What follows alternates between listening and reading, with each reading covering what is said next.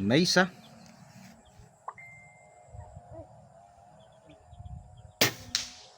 Dua.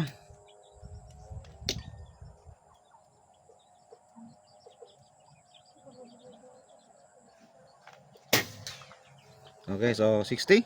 60 meters.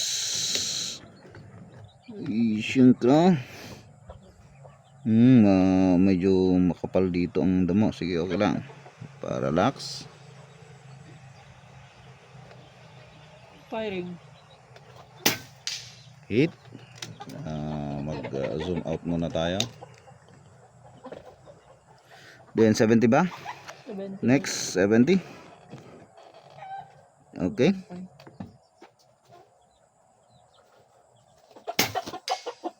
Hit. 80 meters. Asan ka?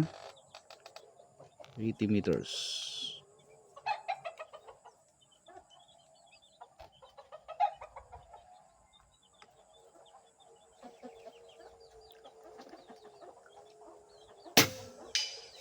Hit. 90 meters. Medyo mahangin talaga.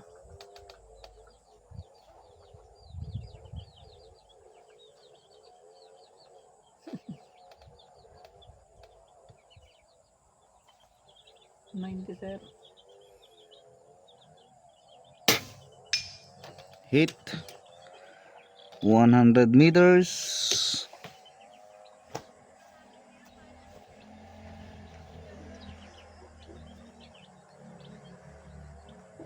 Firing.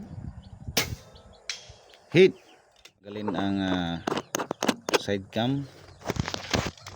Pale ito sir, yung RTI trees po ninyo.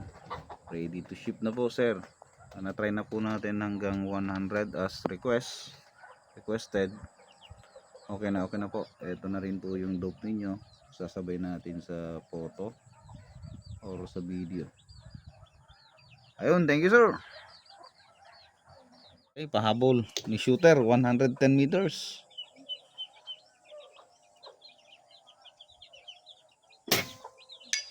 Pero sir, remind lang po namin na habang lumalayo po yung ating target, nagkakaroon tayo ng spin drift. Right hand twist po yung ating rifling, nagta-travel po to the right. So ngayon 110 po yung plate natin, binabatangtang natin. Later on i-test ninyo sa inyong unit yung long range, mapapansin nyo kumakanan po. Normal pong occurrence po yan pag lumalayo na po yung target natin. Spin drift po tawag nun. Paglalayuan pa natin to, dadagdag na si Coriolis effect, yung pag-ikot ng earth ng mundo. Anyhow, 110 po yung request natin. Ito na po yung 100 lang po yung request natin, pero okay pa rin siya sa 110. So nasa sa inyo na later on kung paano ninyo i-master, lalo na po yung pag-compensate or pag-calculate ng tawag nito sa windage. Paano ninyo papatama po ito sa ating target. Ayun, thank you.